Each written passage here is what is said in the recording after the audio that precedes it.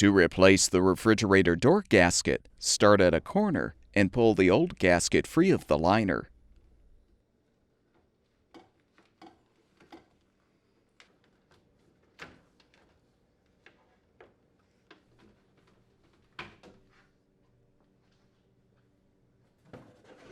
To install the new door gasket, start on a corner and insert the gasket into the channel on the liner.